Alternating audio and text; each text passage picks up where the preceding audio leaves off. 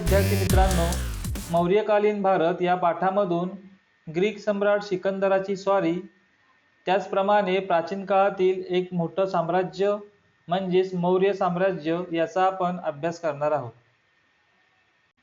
इसवी सन पूर्व 6व्या शतकामध्ये इराणमध्ये सायरस नावाच्या राजाचं मोठं राज्य होतं। हे साम्राज्य वायव्य भारतापासून रोमपर्यंत आणि आफ्रिकेतील इजिप्तपर्यंत पसरलेलं होतं। इसवी सन पूर्व 518च्या सुमारास दारियुश नावाच्या इराणी सम्राटाने भारताचा वायव्येकडील प्रदेश आणि पंजाबपर्यंतचा काही भाग जिंकून घेतला। दारियुशने या प्रदेशातील काही सैनिक आपल्या सैन्यामध्ये भरती करून घेतले। ग्रीक इतिहासकारांच्या लेखनातून याची माहिती आपल्याला मिळते। सम्राट दारियुशच्या काळात भारत आणि इराण यांच्यामध्ये राजनैतिक संबंध प्रस्थापित झाले। त्यातूनच व्यापार आणि कला या क्षेत्रातील देवाणघेवाण देखील वाढली। सम्राट दारियुशने त्याच्या साम्राज्यात सर्वत्र दारिक नावाचे एक प्रकारचे चलन लागू केले, त्यामुळे व्यापार करणं सोपं झालं। पर्सिपोलिस हे राजधानीचे शहर सम्राट दारियुशच्या काळामध्ये बांधले गेले। पर्सिपोलिस हे ठिकाण इराण या देशामध्ये आहे। या चित्रामध्ये दारिक नावाचं जे चलन दारियुशने लागू केलं ते आपल्याला दिसत आहे। ग्रीक सम्राट सिकंदराची स्वारी। ग्रीक सम्राट अलेक्झांडर उर्फ सिकंदर याने इसवी सन पूर्व 326 मध्ये भारताच्या वायव्य प्रदेशावर स्वारी केली। सिंधू नदी ओलांडून तो तक्षशिलेस आला। या मार्गावरती काही स्थानिक भारतीय राजांनी त्याच्याशी निकराचा लढा दिला, तरीही पंजाबपर्यंत पोचण्यात सिकंदर यशस्वी झाला। मात्र या स्वारीमध्ये त्याच्या सैनिकांना फार हाल-अपेष्टा सहन कराव्या लागल्या, त्यामुळे त्यांना मायदेशी जाण्याचे वेध लागले। सिकंदरच्या सैनिकांनी सिकंदरच्या विरुद्ध बंड पुकारले, त्यामुळे सिकंदरला माघार घेणे भाग होते। भारतातील जिंकलेल्या प्रदेशांच्या व्यवस्थेसाठी त्याने ग्रीक अधिकाऱ्यांच्या नेमणुका केल्या, त्यांना सत्रप असं म्हटलं जाई। त्यानंतर सिकंदर परत फिरला, परंतु माघारी जात असताना वाटेत बॅबिलोन या ठिकाणी इसवी सन पूर्व 323 मध्ये सिकंदरचा मृत्यू झाला। हे स्थळ आजच्या इराकमध्ये आहे। सिकंदरच्या आगमनामुळे भारत आणि पश्चिमेकडील जग यांच्यातील व्यापार वाढला। सिकंदरच्या बरोबर जे इतिहासकार होते त्यांनी त्यांच्या लेखनामध्ये असं लिहिलेलं आहे की पश्चिमेकडील जगाला भारताचा परिचय सिकंदरच्या स्वारीमुळे झाला। ग्रीक मूर्तिकलेचा भारतीय कलाशैलीवर प्रभाव पडला। त्यातून पुढे गांधार नावाच्या कलाशैलीचा उदय झाला। ग्रीक राजांची नाणी वैशिष्ट्यपूर्ण असत। त्यावर एका बाजूला ते नाणे पाडणाऱ्या राजाचे चित्र, तर दुसऱ्या बाजूला एखाद्या ग्रीक देवतेचे चित्र असे। नाण्यावर त्या राजाचं नाव देखील असे। सिकंदराची नाणी अशाच प्रकारची होती। त्यानंतरच्या काळामध्ये भारतातील राजांनीही अशा प्रकारची नाणी पाडण्यास सुरुवात केली। या ठिकाणी सिकंदरच्या नाण्याचे चित्र दाखवलेले आहे। या चित्रामध्ये नाण्याच्या एका बाजूला राजाचे चित्र आहे, तर दुसऱ्या बाजूला ग्रीक देवतेचे चित्र आहे। त्याचबरोबर त्या नाण्यावर त्या राजाचे नाव देखील आहे। मौर्य साम्राज्याची आपण माहिती घेऊया। चंद्रगुप्त मौर्य। चंद्रगुप्त मौर्याने मौर्य साम्राज्याची स्थापना केली। मगधचा नंद राजा धनानंद याच्या जुलमी राजवटीला लोक कंटाळलेले होते। त्याचा पाडाव करून चंद्रगुप्त मौर्याने इसवी सन पूर्व 325च्या सुमारास मगधवर स्वतःची सत्ता प्रस्थापित केली। त्याने अवंती आणि सौराष्ट्र देखील जिंकून घेतले। आपल्या साम्राज्याचा विस्तार करण्यास चंद्रगुप्त मौर्याने सुरुवात केली। सिकंदरने नेमलेल्या सत्रपांमध्ये त्याच्या मृत्यूनंतर सत्तेसाठी लढाया सुरू झाल्या। ज्या वेळेला सिकंदर भारतातून परत माघारी फिरला, त्यावेळेला त्याने जिंकलेल्या प्रदेशांमध्ये ग्रीक अधिकाऱ्यांच्या नेमणुका केल्या, त्यांना सत्रप म्हणत। परंतु सिकंदरचा वाटेतच मृत्यू झाला। सिकंदरच्या मृत्यूनंतर त्याच्या सत्रपांमध्ये सत्तेसाठी लढाया सुरू झाल्या। सेल्युकस निकेटर हा सिकंदराचा सेनापती होता। सिकंदराच्या मृत्यूनंतर तो बॅबिलोनचा राजा झाला। त्याने वायव्य भारत आणि पंजाबवर आक्रमण केले।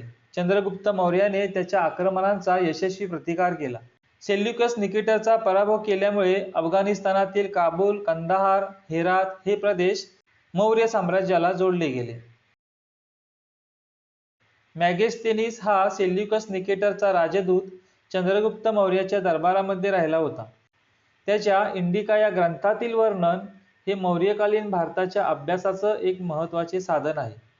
मौर्यकालीन राजकीय परिस्थिती, सामाजिक परिस्थिती याविषयीची माहिती आपल्याला इंडिका या ग्रंथातून मिळते. गुजरात राज्यातील जुनागड जवळ सम्राट चंद्रगुप्त मौर्याने सुदर्शन नावाचं धरण बांधलेलं होतं. तसा उल्लेख असलेला शिलालेख आहे. जैन परंपरेनुसार चंद्रगुप्त मौर्याने जैन धर्माचा स्वीकार केला होता असं मानलं जातं. आयुष्याच्या शेवटी त्याने राजपदाचा त्याग केला. उरलेलं आयुष्य तो कर्नाटकातील श्रवणबेळगोळ येथे राहिला. तेथेच त्याचा मृत्यू झाला. सम्राट अशोक. चंद्रगुप्ताने राजपदाचा त्याग केल्यानंतर त्याचा मुलगा बिंदुसार मगधचा राजा झाला. बिंदुसारच्या मृत्यूनंतर त्याचा मुलगा अशोक इसवी सन पूर्व 273 मध्ये सत्तेवर आला. राजा होण्यापूर्वी त्याची नेमणूक तक्षशिला आणि उज्जैनी येथे राज्यपाल म्हणून करण्यात आली होती. तो राज्यपाल असताना तक्षशिला येथे झालेले बंड त्याने यशस्वीरित्या मोडून काढले होते. मगधचे सम्राटपद प्राप्त झाल्यानंतर त्याने कलिंगवर स्वारी केली. कलिंग राज्याचा प्रदेश आजच्या ओडिसा राज्यामध्ये होता. सम्राट अशोकाने कलिंगवर विजय मिळवला. वायव्येस अफगाणिस्तान आणि उत्तरेस नेपाळपासून दक्षिणेस कर्नाटक आणि आंध्र प्रदेशापर्यंत, तसेच पूर्वेस बंगालपासून पश्चिमेस सौराष्ट्रापर्यंत सम्राट अशोकाचं राज्य पसरलेलं होतं. या नकाशाच्या आधारे सम्राट अशोकाचं राज्य कोणकोणत्या भागांमध्ये पसरलेलं होतं हे आपल्या लक्षात येईल. हा जो गडद रंगाचा प्रदेश आपल्याला दिसत आहे, या सर्व प्रदेशामध्ये सम्राट अशोकाचं राज्य होतं. भारताच्या नकाशा आराखड्यात सम्राट अशोकाचे शिलालेख व स्तंभालेख दर्शवणारी ठिकाणे दाखवा. या ठिकाणी या नकाशामध्ये शिलालेख आणि स्तंभालेख दर्शवणारी ठिकाणे दाखवलेली आहेत. ज्या ठिकाणी त्रिकोणी आकाराचे चिन्ह आहे त्या ठिकाणी सम्राट अशोकाच्या काळातील शिलालेख दर्शवणारी ठिकाणे आहेत, आणि ज्या ठिकाणी उलट आकाराचा टी अशा प्रकारचं चिन्ह आहे त्या ठिकाणी सम्राट अशोकाच्या काळातील स्तंभालेख दर्शवणारी ठिकाणे आहेत. कलिंगचे युद्ध. कलिंगच्या युद्धातील रक्तपात पाहून अशोकाने पुन्हा कधीही युद्ध न करण्याचा निर्णय घेतला. सत्य, अहिंसा, इतरांप्रती दया आणि क्षमावृत्ती गुण त्याच्या दृष्टीने महत्त्वाचे होते. त्याचा संदेश लोकांपर्यंत पोहोचवण्यासाठी त्याने ठिकठिकाणी शिलालेख आणि स्तंभालेख कोरविले. हे लेख ब्राह्मी लिपीत आहेत. या लेखांमध्ये त्याने स्वतःचा उल्लेख देवान पियो पियदशी म्हणजेच देवाचा प्रिय प्रियदर्शी असा केलेला आहे. राज्याभिषेक झाल्यानंतर 8 वर्षांनी त्याने कलिंगवर विजय मिळवला आणि तेथील विनाश पाहून त्याचे हृदय परिवर्तन झाले. याचा उल्लेख त्याच्या एका लेखामध्ये आहे. सम्राट अशोकाच्या दिल्ली टोपडा येथील एका लेखात वटवाघळे, माकडे, गेंडे इत्यादींची शिकार करू नये, जंगलात वणवे लावू नयेत असे सक्त निर्बंध लावून ठेवलेले होते. सम्राट अशोकाने दिलेले संदेश. मातापित्यांची सेवा करणे चांगले आहे. ज्या विजयामुळे प्रेमभावना वाढते तोच खरा विजय. अशोकाचे धर्मप्रसाराचे कार्य. सम्राट अशोकाने स्वतः बौद्ध धर्माचा स्वीकार केला होता. त्याने पाटलीपुत्र येथे बौद्ध धर्माची 3री परिषद बोलवली होती. बौद्ध धर्माच्या प्रसारासाठी अशोकाने आपला मुलगा महेंद्र आणि मुलगी संघमित्रा यांना श्रीलंकेला पाठवले होते. आग्नेय आशिया आणि मध्य आशिया येथील देशांमध्ये त्याने धर्म प्रसारासाठी बौद्ध भिक्खू पाठवले होते.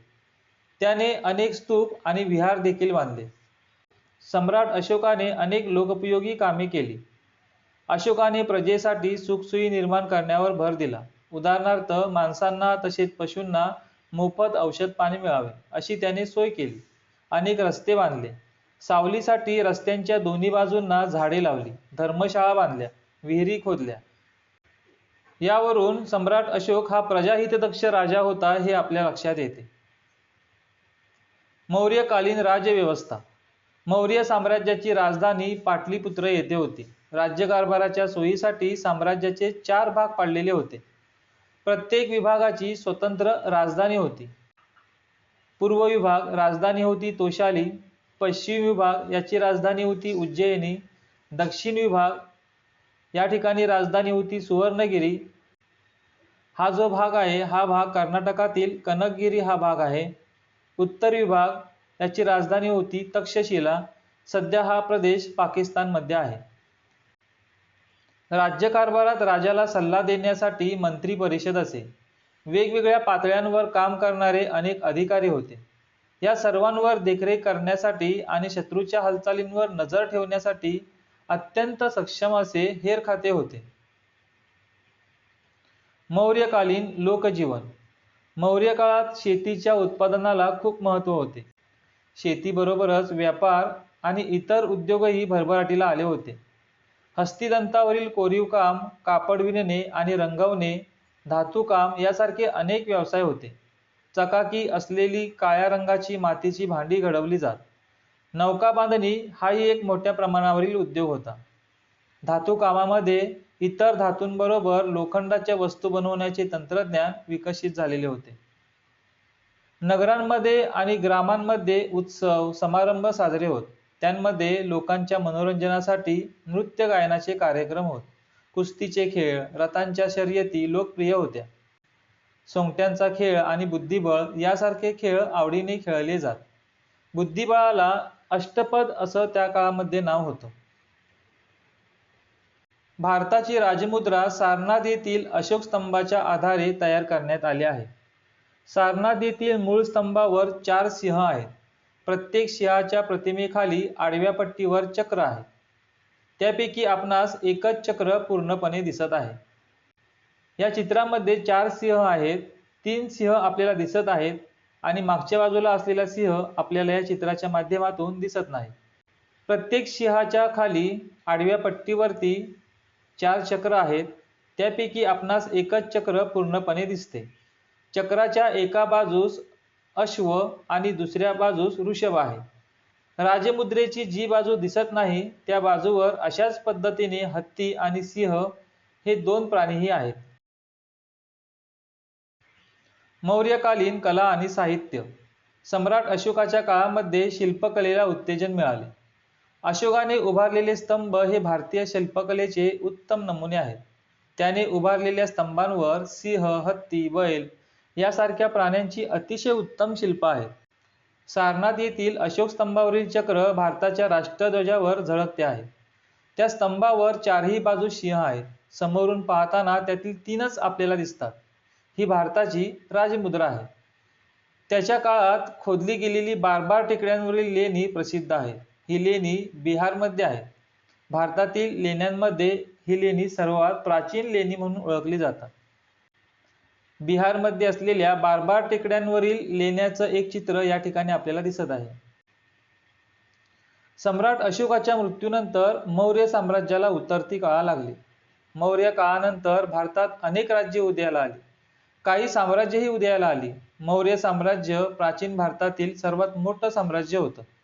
मौर्य काळानंतरच्या राजकीय आणि सांस्कृतिक घडामोडी याची माहिती पुढील पाठामध्ये आहे. धन्यवाद.